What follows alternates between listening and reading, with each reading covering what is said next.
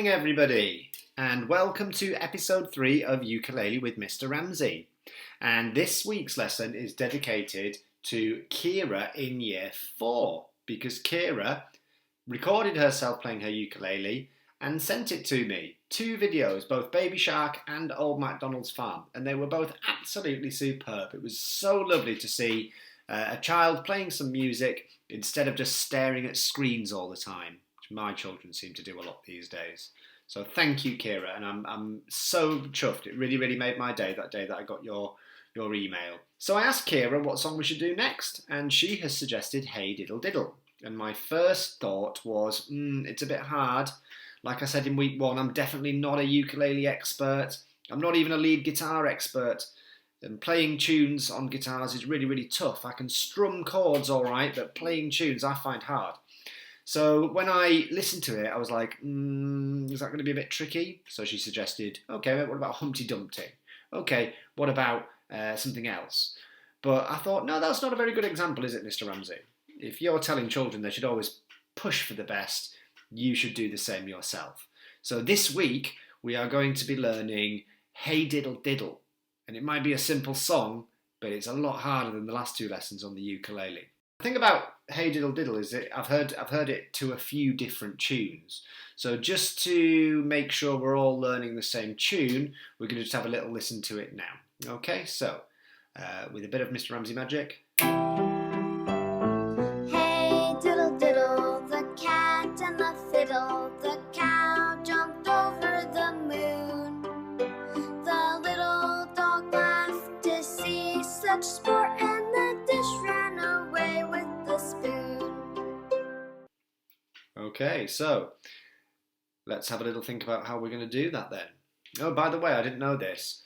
I through my research, thanks to Kira again, I've learned a new fact today. Did you know that the phrase "over the moon," when you're over the moon, you're happy, that originates in the nursery rhyme from Hey Diddle Diddle, the cow jumped over the moon.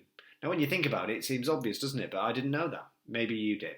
Now, as always, we're going to start off with a little bit of language, and I apologise to the children who've been tuning in every week, but if this is the first time somebody's tuned in, then they won't understand the language. So I'm a big fan of vocabulary and making sure that children understand the words before we do anything, because if you don't understand the words, you won't understand what I'm talking about.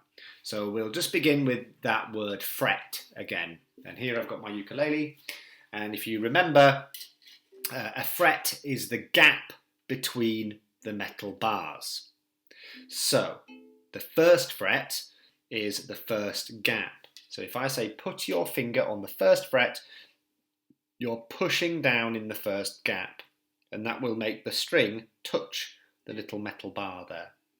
The second fret is the second gap, the third fret is the third gap, and so on. Now, the reason I say that is quite often people think that when you say, right, press down on the first fret, they think you press down on the metal bar, and you just don't get that sound. So you must press down on the first gap, and then it rings out nicely. So that's what we mean when we say fret. And just very lastly, if I say open string or 0, then it means don't press down at all. Now, Hey Diddle Diddle goes all the way up to fret number 12. I think Baby Shark only went up to 5, Old MacDonald went up to about 9, and not Baby Shark, Hey Diddle Diddle goes all the way up to fret 12, which is actually the highest fret on my ukulele. Check yours, because you do get different size necks on some instruments, so check yours, but it's probably going to be that very last fret nearest to the sound hole.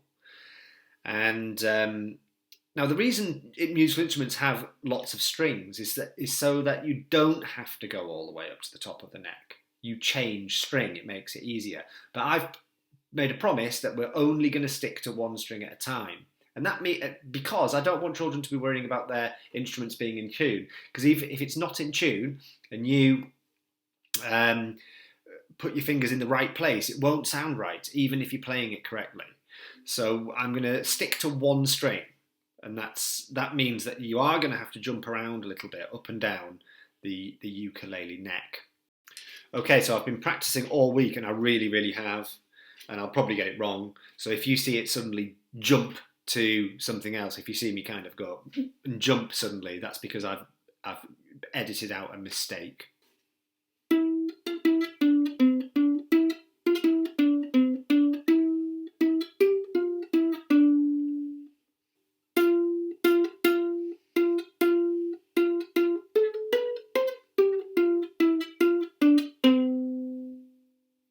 Did you notice the gap? Took me about 7 attempts that. Obviously you're not seeing all those 7 attempts because I've deleted the other ones, but it is quite tough. But this is definitely one of those tunes, like I was saying last week, where you can slow it right down and learn it one section at a time. There is nothing wrong with going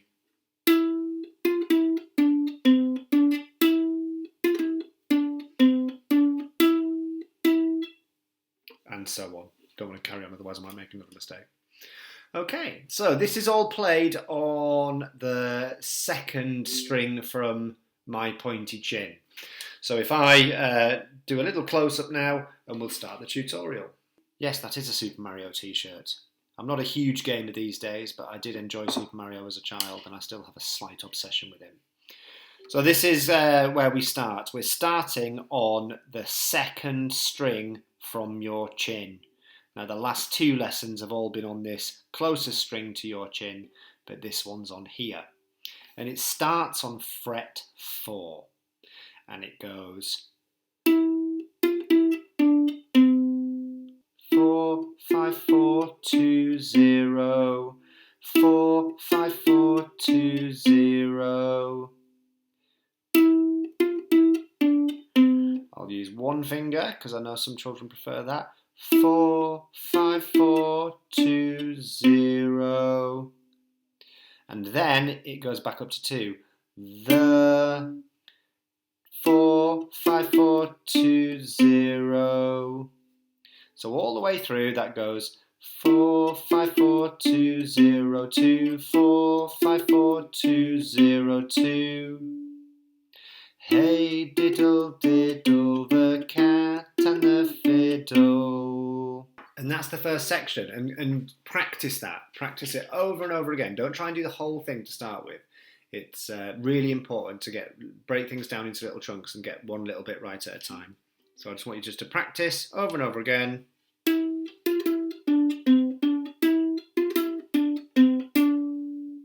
So it's back on 4. Cow jumped over the moon.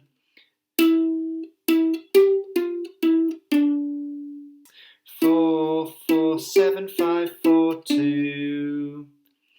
4, 4, 7, 5, 4, 2. I'll use one finger.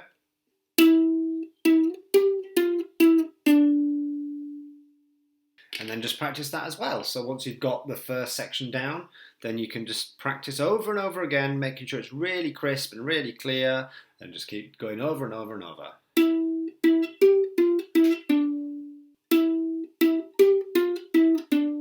Then you can put those 2 sections together, and it would sound probably something like this.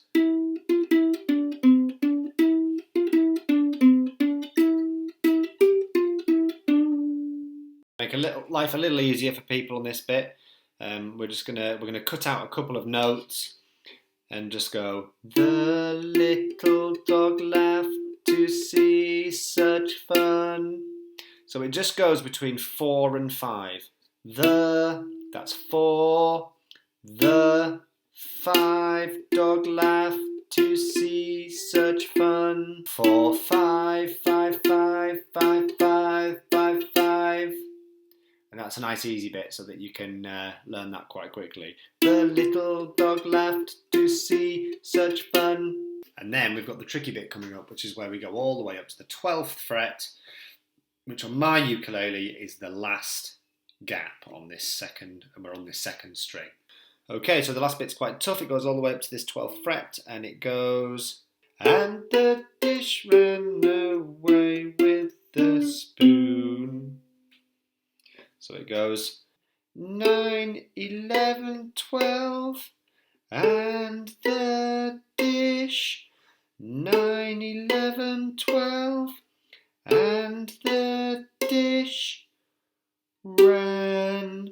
7, 5, 4, 5, 2, 0, and 9, 11, 12, 7, 5, 4, 5, 2, 0.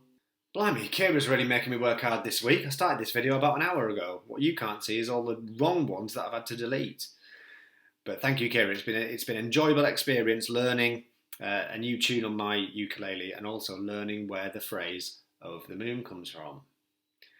Now, it seems to be that the Purple Mash email, for some reason we can't seem to attach films to it. So if you are wanting to send me a video of you playing the ukulele, tell me that through Purple Mash and I'll give you another link to how you can send it to me.